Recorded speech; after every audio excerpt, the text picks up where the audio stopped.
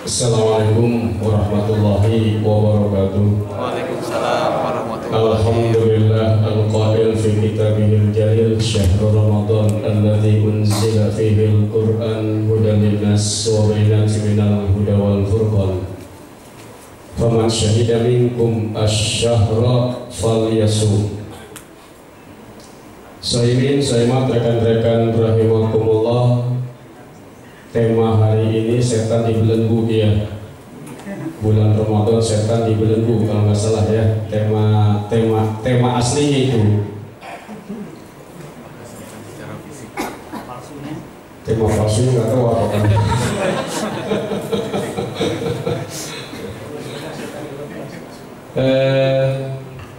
Bukan jin mungkin ya yang dibelenggu, iblis setan. Sebab jin sendiri kan yang kalau yang muslim ya ibadah, gitu. Artinya mungkin di sini iblis atau setan dibelenggu di bulan Ramadan. Kalau jin yang muslim dia berpuasa. Sementara iblis dan setan, khususnya di setan itu bisa dari jin, bisa dari manusia. Nah, setan-setan yang jenis manusia begitu Ramadan tiba, kita lihat dia terbelenggu. Mestinya maghrib sudah mulai beroperasi, sedikit koridor agak malaman, selesai tarawehan baru beroperasi. Nah, itu yang dari jenis manusia. Pemahaman mereka dibelenggu diikat punya dua makna. Bisa diartikan hakiki, diikat, dibelenggu, diborgol. Artinya si makhluknya ini betul-betul diikat. Itu makna hakiki. Bisa makna majazi, hiasan. Artinya bahwa dengan kondisi Ramadan sekarang ini, di mana komunitas manusia itu bagus dan dekat pada Allah, mereka tidak bisa berbuat. Terbelenggulah mereka. Yang mau mabok gak enak lagi tarawehan, masa kita mabok terbelenggu dia. Yang mau beroperasi sudah pakai makeup segala macam, oh iya ini kan bulan puasa, masa maghrib-maghrib udah keluar, mundur nunggu yang tarawehan bubar dulu, terbelenggu dia.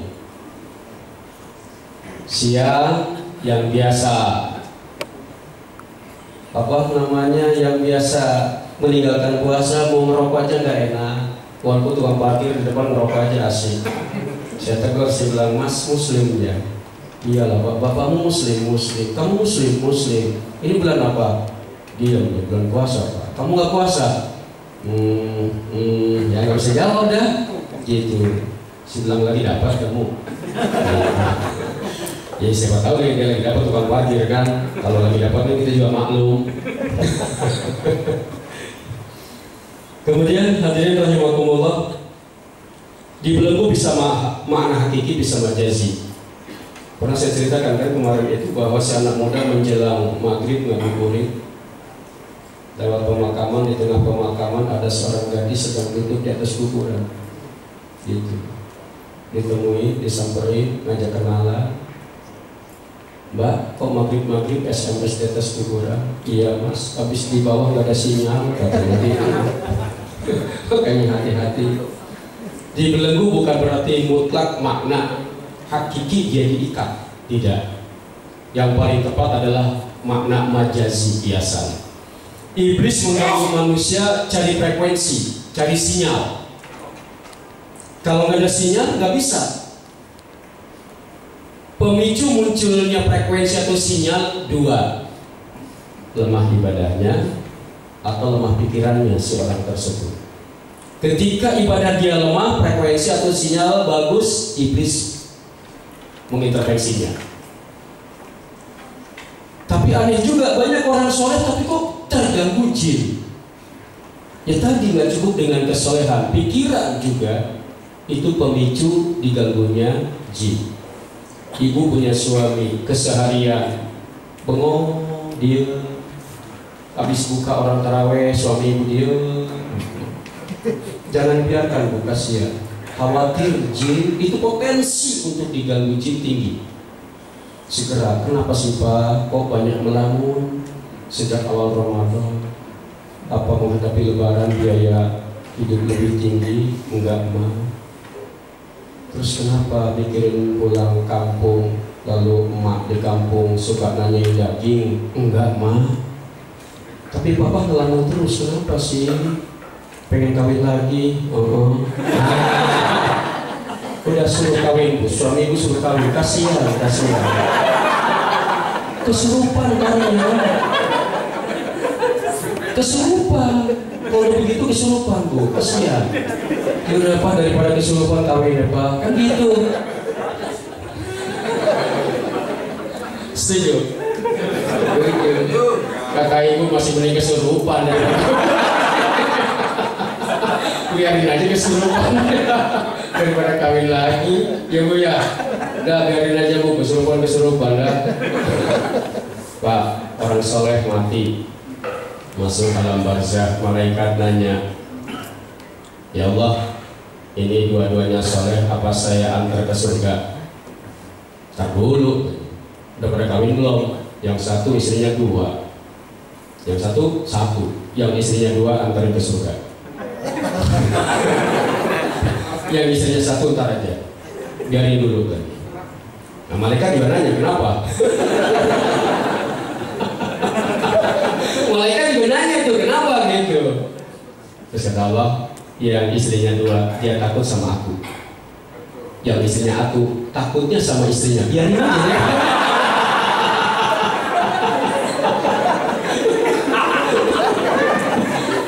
Jadi percuma soleh juga tetap ke surganya lama gitu kalau istrinya 1.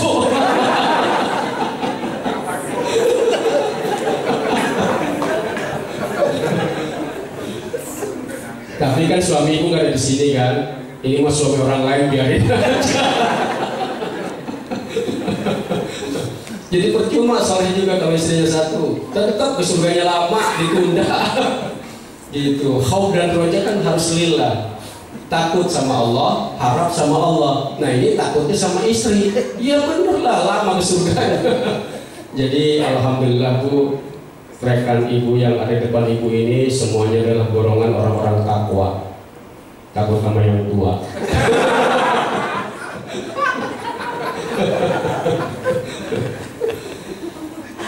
Saya rahimahumullah, saya bawa oleh-oleh. Ibu-ibu ada yang sedang sakit, siapa yang sedang merasa nggak nyaman pikiran atau fisik? Ada? Lagi pusing, nggak enak badan, atau pikiran lagi nggak nyaman, ada nggak? Kalau bapak-bapak ada? Lagi nggak nyaman pak? Lagi kenapa bapak merasakannya? Pusing? Kemajuan bapak dikit. Saya mau obatin. Contoh ini ya. Silakan duduk pak, duduk aja pak. Ibu ada nggak bu?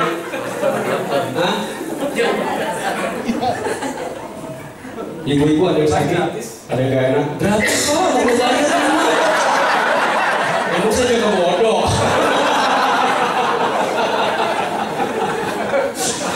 Saya bukan jaga bodoh, saya bukan guntur bumi, bukan Haryono, jadi nggak pakai DP-DP-an pak. Free, apalagi Ramadan begini pak. Sedekah. Ibu-ibu ada? Siapa yang sedang merasa sakit? Yang sedang gak enak badan? Ada? Mana Bu Ririn? Saya sampaikan aja deh Bu Ririn.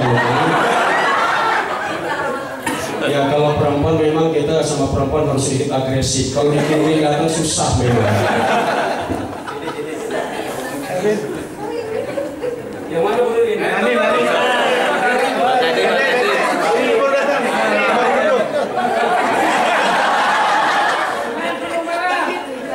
Mbak Tati. Yang mana? Yang ini Pak. Nah itu Pak Duma.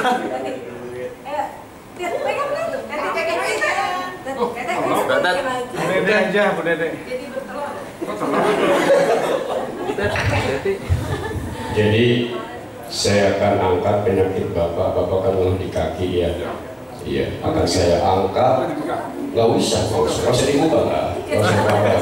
Orang ini bohong-bohongan.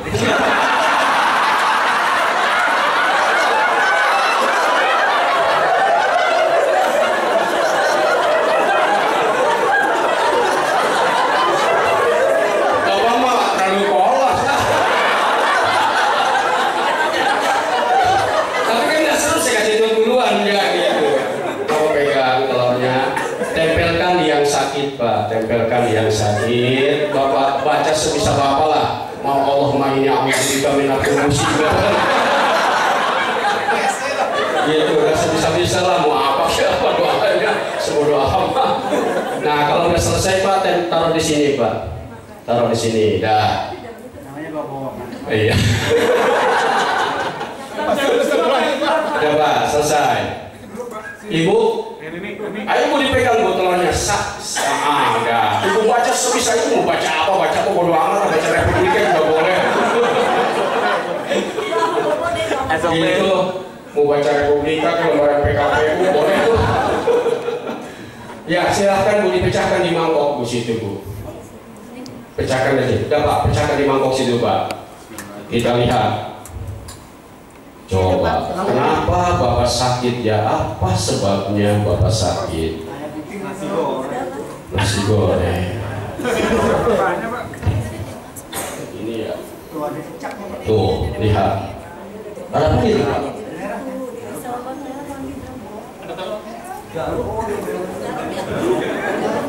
Jarumnya pantes Pak, kaki Bapak sakit terus.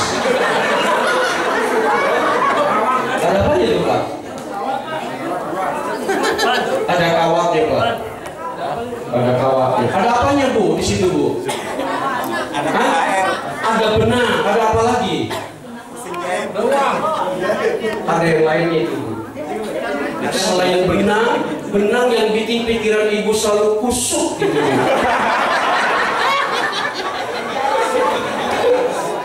Ada apanya lagi? Ada kayu lidi ya, itu yang bikin Ibu banyak sakit baik di hati maupun di kaki. Boleh digoreng nggak telurnya terus aku? Luar biasa Bu ya. Tinggal cari terigunya dikocok. Jadi yang ada di Ibu dalamnya benang dengan ini apa namanya? Kayu tajam ya, kayu tajam. Emang Ibu keseharian biasanya apa yang Ibu keluhkan? Hah? Pikiran Ibu sering kusut gitu ya? Iya. Lah itu rasa kusut benang yang ada di situ Bu. Hati juga banyak sakit gitu Bu ya. Sakit hati.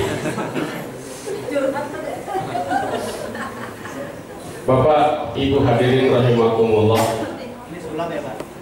Jadi ini media ini pengobatan yang menggunakan telur diantaranya dipakai oleh Ki Guntur Bumi, Guntur Cilik. Biayanya di atas 5 juta.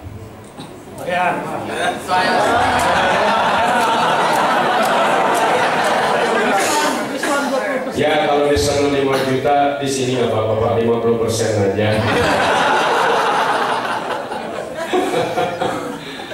Rumah beliau itu 2 lantai. Kalau tamu yang baru dibawa naik ke atas.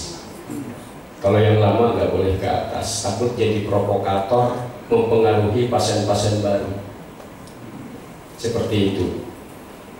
Kemudian, maaf nama Bapak siapa? Pak Mukhtar. Pak Mukhtar, kenapa ada keluar ginian ya? Ya, ini Pak Mukhtar. Penyakit yang diderita Pak Mukhtar bukan sakit biasa.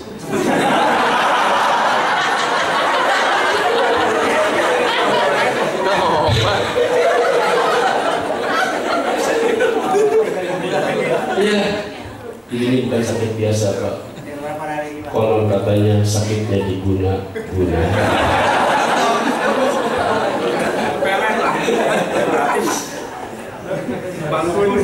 Kok bisa ya ini keluar benda dari tubuh ditarik lewat telur dan keluar di Ibu, benda yang di dalam tubuh Ibu ditarik pakai telur, keluarlah dari telur itu benang dan kayu tajam.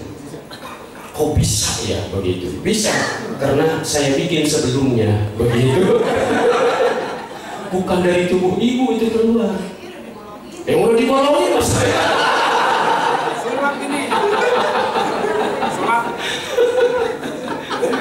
Jadi akhirnya betapa banyak orang-orang yang setiap hari tertipu oleh dukun. Nah, sulap kan. Tertipu oleh dukun. Benar-benar tertipu. Tertipu lantaran mereka panik dalam kondisi sakit, butuh solusi. Terkadang pikiran warasnya tidak berfungsi. Rekomendasi orang terdekat kepercayaannya akhirnya menjadi rujukan. Masa sih Pak Kiai itu bohong? Kan begitu kira-kira. Masa sih dia berbohong? Dia kan haji, dia kan rajin puasa, dia kan banyaklah begitu.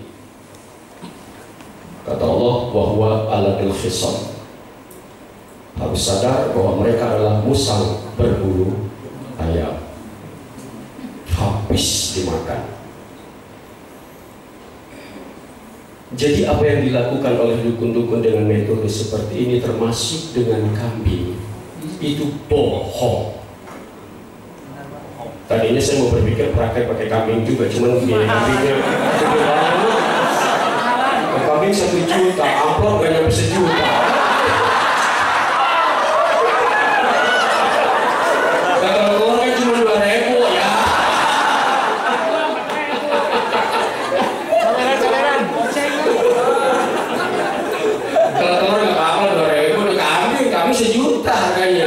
Kalau saya praktekin nggak bebek. bohong, nggak benar itu. Emang nggak terjadi masalahnya. Jadi pakai kambing itu juga bohong. Dan ingat, kalau yang pernah berobat yang bersangkutan pakai kambing, suhu kambingnya itu aja, tidak pernah diganti. Ada stok sekitar 5-7 ekor kambing. Yaudah itu aja dari bulan ke bulan, dari tahun ke tahun itu aja kambingnya, tidak dipotong. Lalu arti kambingnya dari mana? Ya ke pasar beli. Artinya, begini. Bohong semuanya. Jadi sangat ngeri ya, mereka berani berbohong hanya untuk mendapatkan dunia. Iya. Kemudian yang pakai kambing tadi mau ditenggelamkan oleh orang yang pakai telur. Maka yang pengobat yang menggunakan telur itu di media televisi belakangan jor-joran budgetnya ratusan juta. Target dia tenggelamnya, yang ngobatin pakai kambing itu tenggelam lagi citranya. Maka yang pakai telur ini lebih jor-joran. Semua kiai diturunkan, semuanya dibayar sama dia. By the side dia, si kiai itu nggak tahu apa-apa sebetulnya, sih nggak ngerti. Diundang masuk TV udah GR aja tuh kiai, pulangnya dikasih amplop. Yang ngasih amplopnya dia, bukan medianya, bukan orang PH yang ngasih amplopnya, IO-nya. Jadi seakan-akan dia ada di belakang para kiai besar, padahal itu semuanya adalah permainan dan kedok untuk menjebak mangsa. Dahsyat luar biasa mengerikan. Jadi ibu dan bapak rahimakumullah, Rasul Shallallahu Alaihi Wasallam wanti-wanti kepada kita, jangan percaya datang ke dukun apapun kepentingan kita. Dan ketika seseorang ke dukun, kata Rasulullah 40 hari atau 40 malam sholatnya ditolak. Man ataka hinan aw urafan fasalahu syekh fasadaqahu lam tuqbal lahu sholatu arba'ina yawman. 40 hari sholat ditolak. Kalau 40 hari sholat ditolak, puasa cuma sebulan, defisit puasanya 0, nggak diangkat puasanya. Nauzubillah min dzalik. Haram berdukun, kecuali kepada 2 dukun baru boleh. Dukun beranak sama dukun urut boleh, nggak salah. Itu nggak kena beli kalau itu sih. Ngobrolin karir sama dukun beranak kan begitu, mak gimana karir saya mak ya sama dukun beranak, nggak apa-apa itu sih.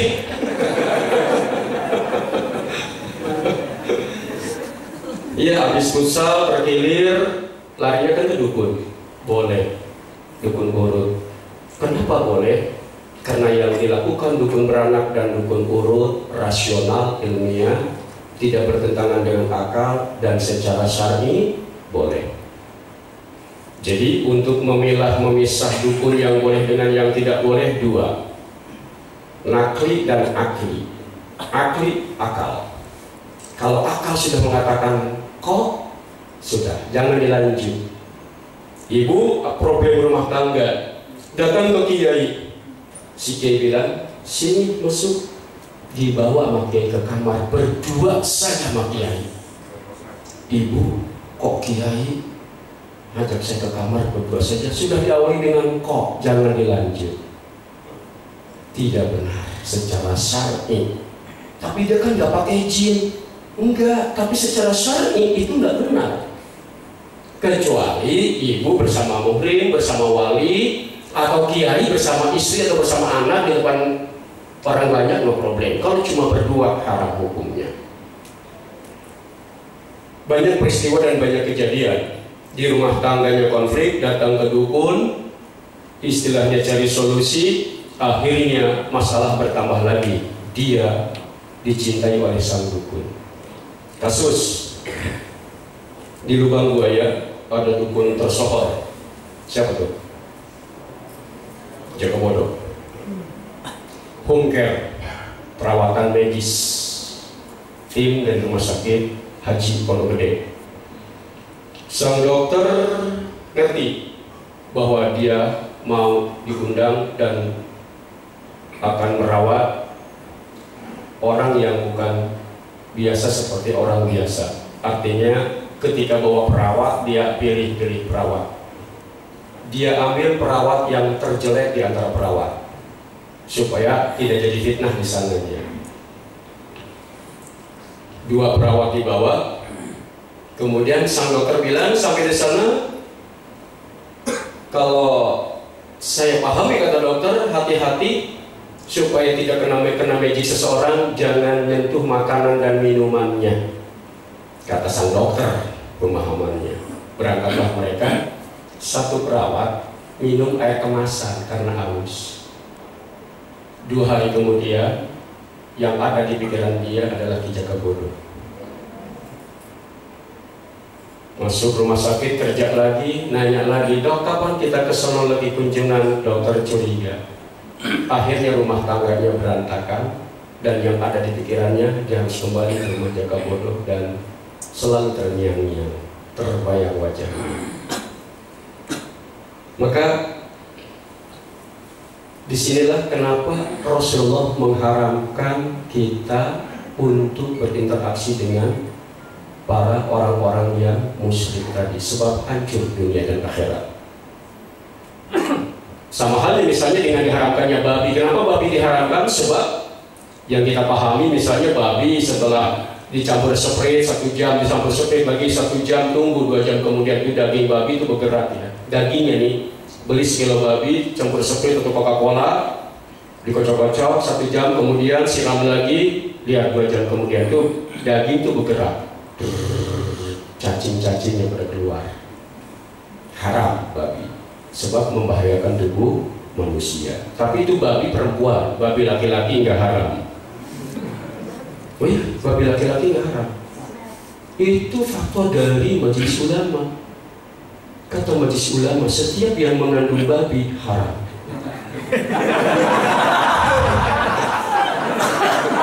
Yang laki-laki nggak mengandung, ya nggak haram.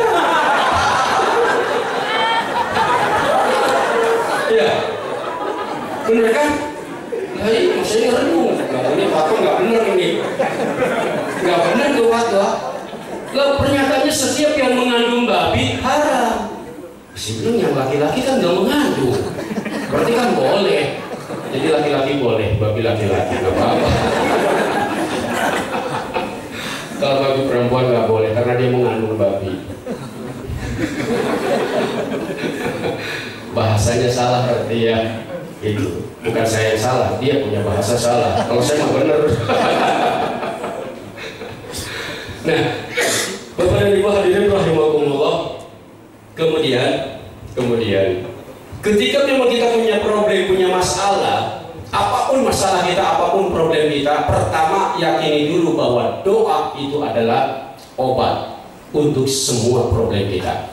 Doa itu harus diimani. Ana ila dzuni abdi, saya tergantung beliefnya hamba. Ingat, Kalau dia yakin dengan munajat kepada Allah, Allah akan berikan kesembuhan. Itu belief yang Allah lihat. Zon abdi itu. Ana inda zoni abdi. Kemudian sebut saja misalnya punya problem rumah tangga. Dia terus berdoa. Ya Allah, selesaikan problem rumah tangga kami. Nggak perlu panik dulu, nggak perlu cari dukun dulu. Selesai di rumah tangga. Doa seperti apa sih yang bisa membuahkan hasil?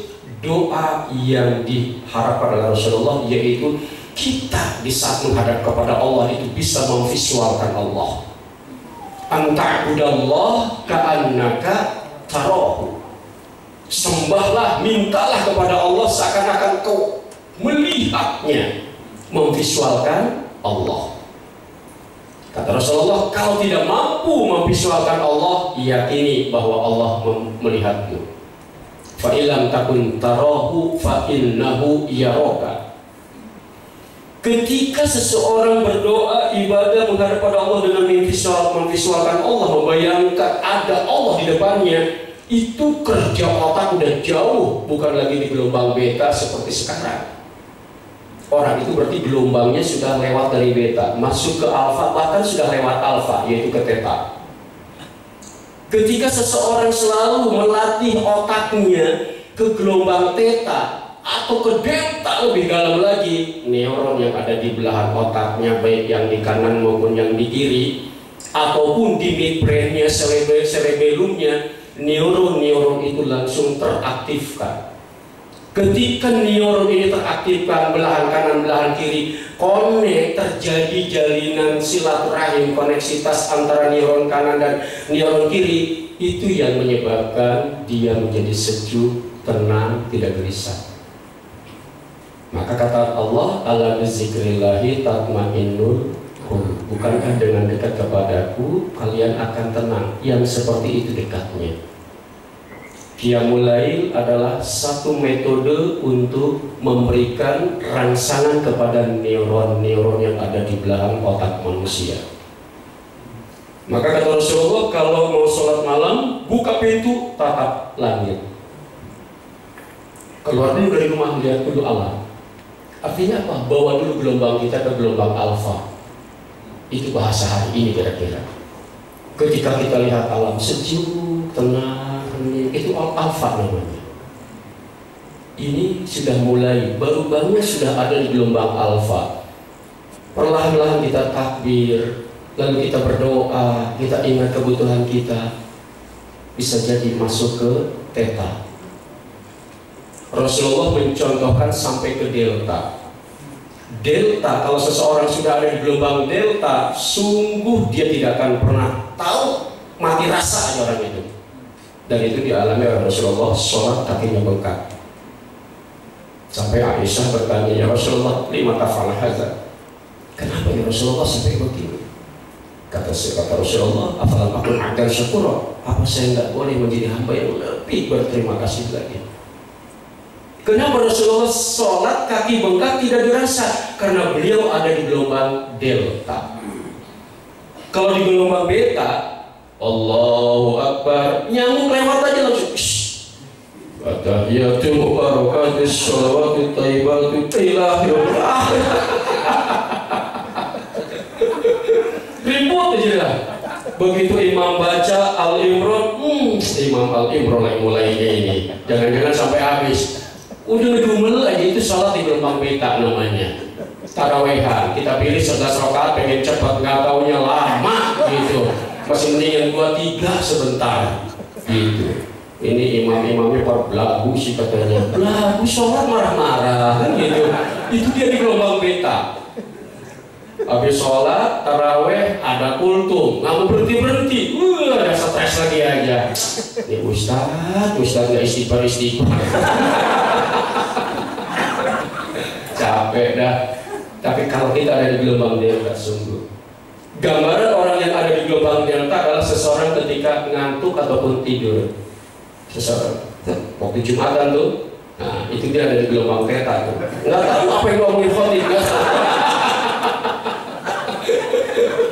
Dia nggak paham, dia ngomongin khotib nggak tahu pokoknya. Tapi begitu barakallah langsung bangun itu setelan mata kita memang luar biasa. Begitu khotib barakallah, itu muka mata terbuka lah. Maka saya bilang ke teman-teman, kalau Jumatan sering-seringlah barakallah, saya bilang, biar pada melek. Kita sudah terformat mata kita. Kalau Jumatan itu seperti itu, cari dia, udah, ya asik aja. Cuman, iya saya perhatikan begitu barakallah itu kok terbuka matanya gitu. Hebat sekali sih ini, didesainnya luar biasa. Nah, saya hadirin rahimakumullah. Kemudian ketika memang kita masalahnya diganggu jin, sungguh bukan sesuatu yang sangat sulit untuk menghadapinya, sungguh bukan. Ketika kita paham, tidak sulit, tidak apa untuk kaitan diganggu jin. Lebih sulit seseorang ketika diganggu masalah ekonomi, itu sulit memang. Ketika orang nggak punya duit, itu lebih sulit saya bantunya daripada orang itu diganggu jin. Saya lebih gampang membantu orang-orang yang kena gangguan jin daripada menolong orang-orang yang nggak punya duit. Saya nggak bisa kalau itu sudah. Maka yang di sini beberapa kali saya demonstrasikan, saya contohkan bagaimana sih ngusir jin. Artinya jin itu ada dalam tubuh manusia dan dia bersembunyi di tubuh ini. Ketika memang ada disentuh sekalipun histeris di dalamnya begitu.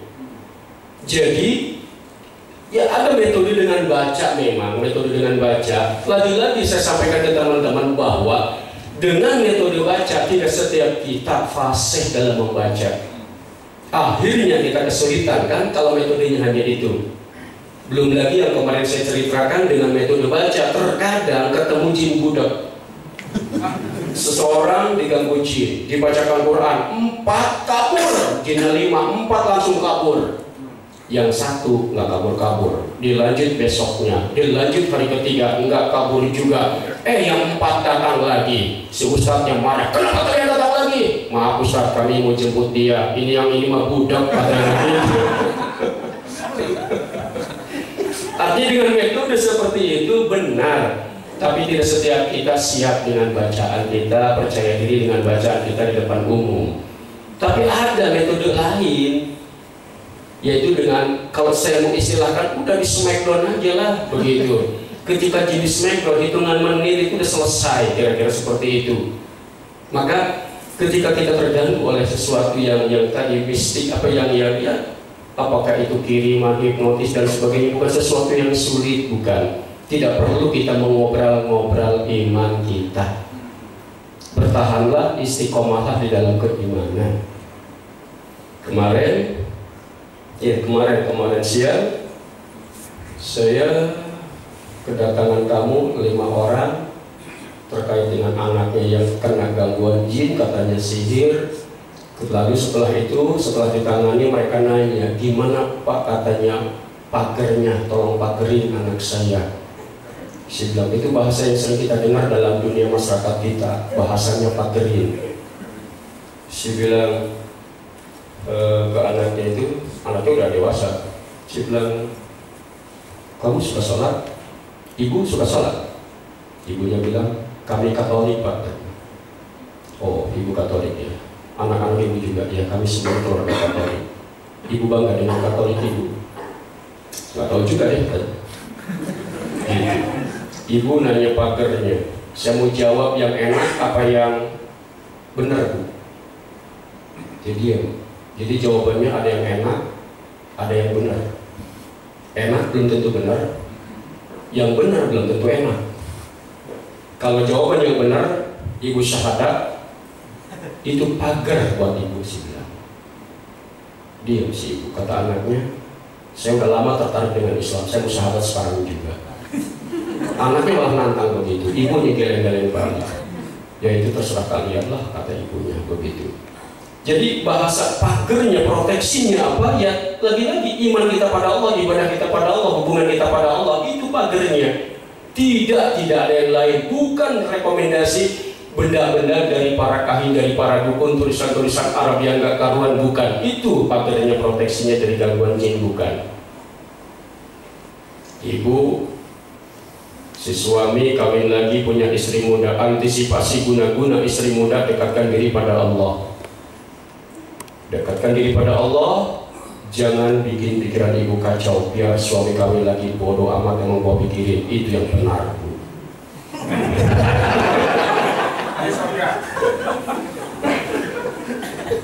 Kalau ibu terus mikirin suami aja, itu pikiran kosong, dan disitulah rentan jin mengganggunya. Maka ketika suami kawin lagi, biarlah innalillahi wa inna ilaihi raji'un, saya milik Allah, suami milik Allah, dia kembali lagi ke sono, terserah amat, kan begitu. Mau pulang mau enggak terserah, begitu. Itu mestinya, Bu. Baru jin nggak bisa itu pagernya. Ini baru SMS aja stres. Baru SMS, suami SMS, ngelirik lagi, istri ngelirik lagi, gitu. Suami tidur pegang, disensor semua.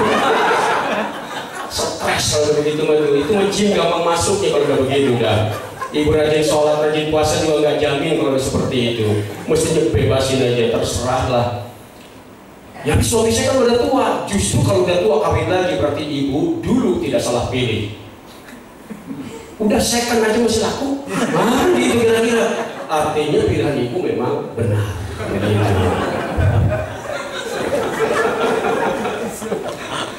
Yalah, kita kembangkan dalam diskusi dalam tanya jawab, silakan.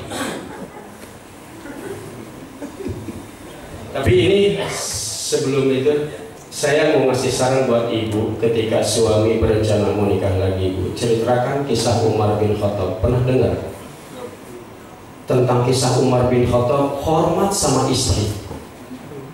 Umar bin Khattab ini adalah sosok sahabat yang ditakuti oleh semua lapisan manusia, Muslim, non-Muslim, termasuk jin, semuanya ngeri terhadap Umar bin Khattab.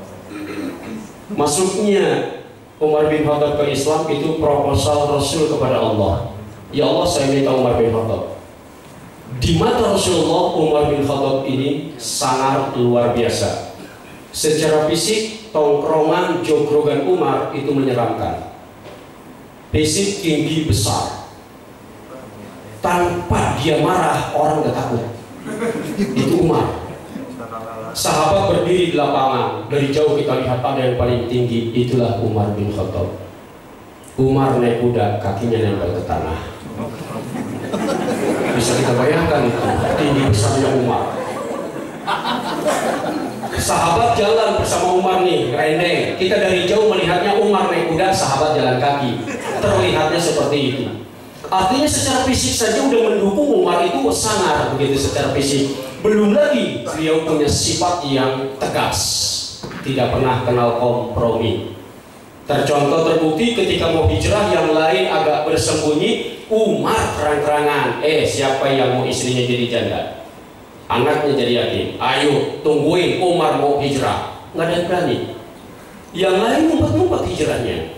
Nah kemudian di rumah istrinya bercerita bahwa saya sebagai istri mendampingi Umar setelah Umar kenal Rasulullah, kenal Islam, saya tidak pernah tersakiti baik fisik maupun psikis. Dipelototin sama suami nggak pernah, dimarahi nggak pernah, apalagi dicubit, ditempelin tidak pernah. Bahkan tarik napas aja Umar di rumah tidak pernah. Tarik napas tuh gini maksudnya, hari Minggu suami kan libur, pagi-pagi Masya Allah udah mandi, dandan, rapi, parfum, set. Ibu kan curiga, hari libur mau kemana? Nanya, Pak mau kemana? Wah lemes Bu tuh gituin sama suami Bu ya. Bukan dijawab malah suami tarik napas. Pak, Papa udah gajian, udah. Ini bilnya sekian kok, bilnya sekian. Udah lemas tuh Bu. Itu Umar seperti itu aja tidak. Lalu Umar dikonfirmasi, kenapa? Kok Anda seperti orang yang susis, suami siun istri, kan begitu kira-kira? Kata Umar, bukan susis, bukan takwa, bukan. Takut sama yang tua, enggak, kata Umar, bukan itu. Yang direnungkan Umar adalah, saya punya anak, saya punya generasi yang melahirkan istri yang hamil, istri yang menyusui istri. Taruhan nyawa waktu melahirkan istri. Pernahkah suami handling barang sehari 2 hari dalam kehamilan? Nggak pernah.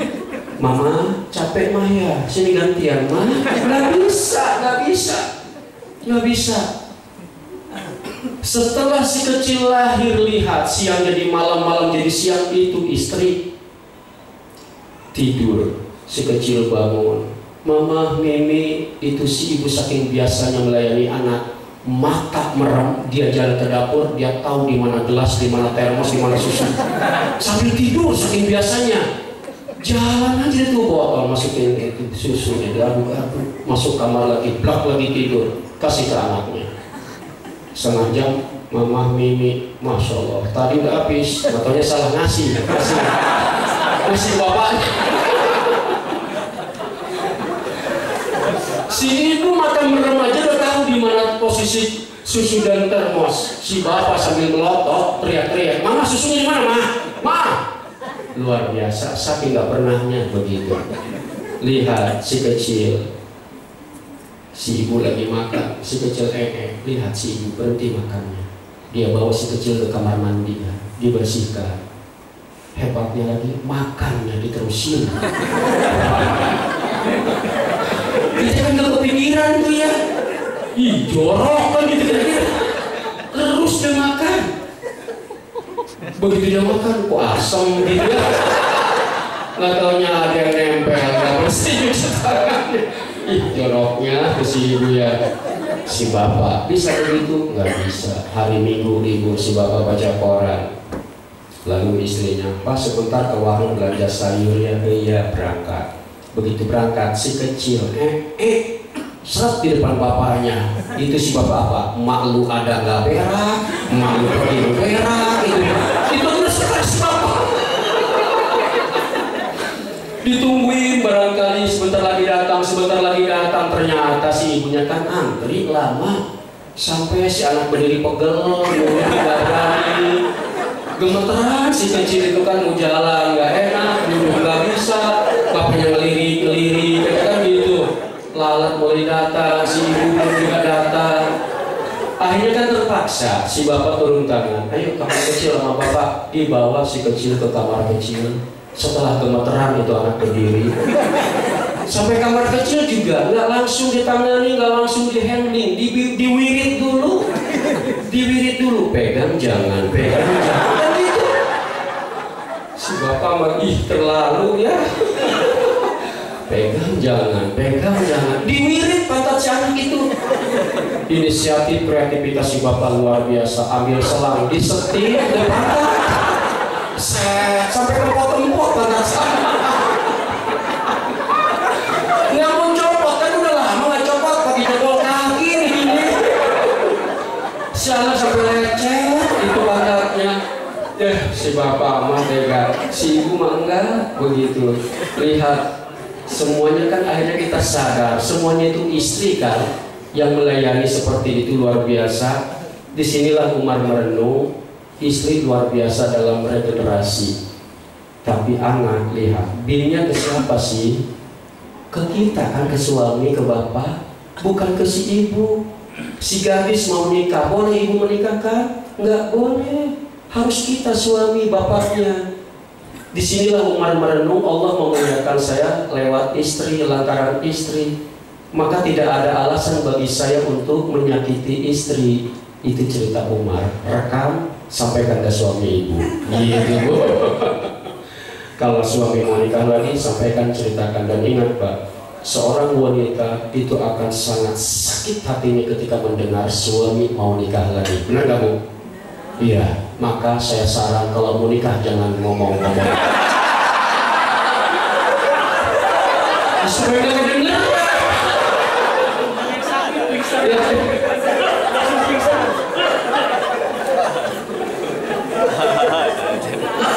Sebelum kita tutup, ada pertanyaan dari Bapak Ibu? Satu atau dua pertanyaan, silakan. Ya dari bapak-bapaknya? Atau dari ibunya Pak? Ya silakan. Maju depan Mas. Mau kawin lagi nih. Minta tips.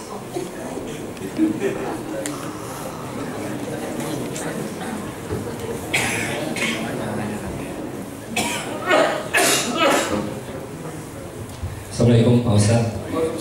Saya mau tanya nih, terkadang dalam bermasyarakat atau kita mempunyai keluarga itu ada orang-orang tua Pak Ustadz ya, bikin nenek kita, kakek kita yang dahulunya itu memang konon katanya memang dulu pernah ilmu lah, sering lah orang tua seperti itu. Nah, bagaimana cara kita agar ilmu-ilmu tersebut ini katanya kan kalau nggak dikeluarkan itu dia tidak bisa mendengar dengan tenang seperti itu, Pak Ustaz. Si ibu ini, Ya, entah siapapun itulah, siapapun itu maksudnya. Nah, pertanyaan saya adalah bagaimana, yang pertama adalah apakah benar bahwa memang kalau dulu itu ada orang yang sudah berilmu itu harus dikeluarkan. Dan yang kedua, bagaimanakah cara kita melakukannya secara syar'i apabila memang ternyata itu benar. Terima kasih Pak Ustaz. Sampai jumpa. langsung jawab. Ilmu dalam tanda kutip ilmu ya, artinya orang ini pernah bermain jin, berkolaborasi dengan jin. Bahasa masyarakat kita ilmu bentuk macam-macam, ada yang susu, ada yang cuma ajian, ilmu aja, ada yang pelet, macam-macam lah, ilmu macan, siliwangi dan seterusnya. Lalu ada mitos bahwa orang yang ilmu, orang yang punya piaraan, orang yang pasang susu susah matinya. Ini mitos, tidak berdasar, tidak ilmiah. Anggap saja benar, solusinya kita dengar. Solusinya yang sering kita dengar, cari daun kelor. Nah, itu kan solusi yang paling umum.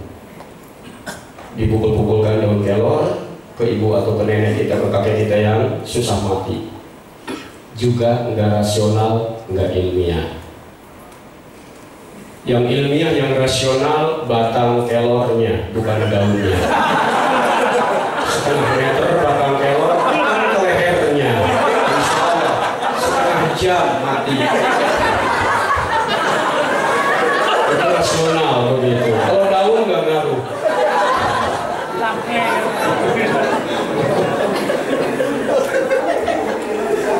Si nenek pakai susu, artinya gini, bahwa orang ketika ada jinnya, jin akan memperburuk kondisi luka yang bersangkutan. Si anak kita, si gadis ada jinnya, si gadis menjelang haid sakit, karena dia ada jinnya, sakitnya akan ekstrim.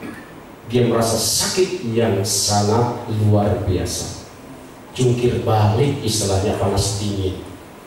Padahal secara umum sakit ya sakit biasa saja, sakit ya sakit lah begitu ya, tidak sampai uring-uringan. Tapi kalau si gadis ada jinnya, beda. Nah, jin di si gadis memperburuk kondisi kelemahan si gadis tersebut. Si bulan emah, lalu ada jinnya, dia dibuat ekstrim derita emahnya. Seperti itu. Si nenek itu udah mau mati, kondisinya melemah karena ada jin. Jin membuat seakan-akan susah mati, kadang-kadang hilang, detak jantungnya nggak bergerak, dimainkan. Ya karena belum saatnya, cuma dipermainkan aja oleh jin yang ada dalam diri si nenek tersebut. Ketika dia pasang susuk, solusinya buang susuknya, bukan. Solusi pertama, pahamkan dia, ajak dia kembali kepada tauhid. Terus nasihati doktrin untuk bertaubat, itu yang paling penting. Kedua, jin dibantu dikeluarkan dari tubuhnya. Ketiga, baru benda. Seandainya benda mempengaruhi kesehatannya. Kalau tidak, no problem kalau benda sih. Dan pasang susu berapapun nggak keluar, nggak masalah. Yang paling penting dua, tobat dan jinnya. Seperti itu. Jadi tidak ada hubungan dengan daun kelor, tidak ada. Terus pertanyaan yang kedua apa tadi? Cara ngeluarinnya. Ya cara satu untuk mengeluarkan jin itu ya. Metode, ada yang metode baca, nggak jadi masalah. Artinya di tempat yang sakit dibacakan Quran, itu bagian dari ruqyah terhadap yang bersangkutan. Kemudian ada dengan metode nasihat. Jadi kembali kepada karakter jin. Ternyata karakter jin itu beda-beda. Ada yang dengan nasihat, kemudian dia pergi. Ada yang dengan ancaman, dia pergi. Ada yang dengan bacaan, respon, dia pergi. Ada yang dengan harus digebuk dulu, baru dia pergi. Jadi tergantung karakter di sini. Maka Rasulullah juga dalam menangani kasus nggak sama antara satu dengan yang lain. Ada yang diancam sama Rasulullah sambil dimaki-maki, dipegang mulutnya, diludahi oleh Rasulullah. Oh, cantik ya Allah, keluar kamu Rasulullah.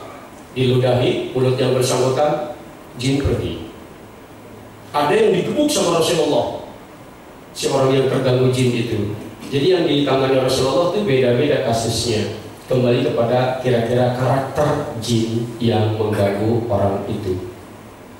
Ada yang dengan bacaan, nenek-nenek kita misalnya dengan dibacakan Quran, atau diberikan pemahaman. Ketika ada keluarga besar yang sudah meninggal dunia, datang itu iblis, itu jin, jangan direspon, jangan diituin, ludahi nama nenek. Berikan pemahaman itu. Biasanya orang kalau sudah nggak berdaya itu suka berdatangan untuk keluarga besar yang sudah meninggal dunia. Bahasa orang kita, oh udah dijemput katanya. Bukan dijemput, jin mengganggu pada detik-detik kematian si manusia. Ingat, mereka bekerja menyerang manusia pertama pada detik manusia dilahirkan. Begitu si bayi keluar dari rahim, wah itu sejumlah jin sedang ramai sebenarnya mengelilingi si janin dan si ibu. Alhamdulillah si ibu tidak melihat. Andaikan si ibu melihat itu janin ditinggal, dia lari ke si ibu, kan begitu kira-kira. Udah gak mikirin bayar bidan lah pokoknya, kan begitu kira-kira. Alhamdulillah si ibu tidak ada. Maka ada sunnah azan dan qomat dalam rangka membantu si kecil khususnya dari gangguan jin. Dengan azan dan qomat, hadis menjelaskan mereka lari terbirit-birit. Salah kaprah azan dan qomat setelah 1-2 jam dari kelahiran. Begitu sudah 2 jam 3 jam baru bidannya, nih Pak azan nih. Si bapaknya azan, Allahu Akbar, Allahu Akbar. Jinnya udah jauh. Om, udah pulang om. Salah gitu. Kalau mau tadi begitu dia lahir gitu. Ini udah lama, jin udah capek gangguin. Belum diusir-usir, pulang duluan aja deh, udah capek kan. Itu jadi salah tuh Bu ya kalau seperti itu. Kalau suami memang nggak bisa mendampingi ibu langsung, misalnya suami di ruang tunggu di sebelah, nggak masalah azan di ruang sebelah pun. Bukan berarti harus nempel ke si kecil, tidak. Sekarang bayi yang lahir itu kan tidak berfungsi inderanya hari itu. Seminggu kemudian baru ada fungsi kan, mata, pendengaran setelah 1 minggu. Saat itu si kecil walaupun kita teriak, enggak dengar, enggak. Di sini hikmah azan dan qomat itu terkait dengan tadi.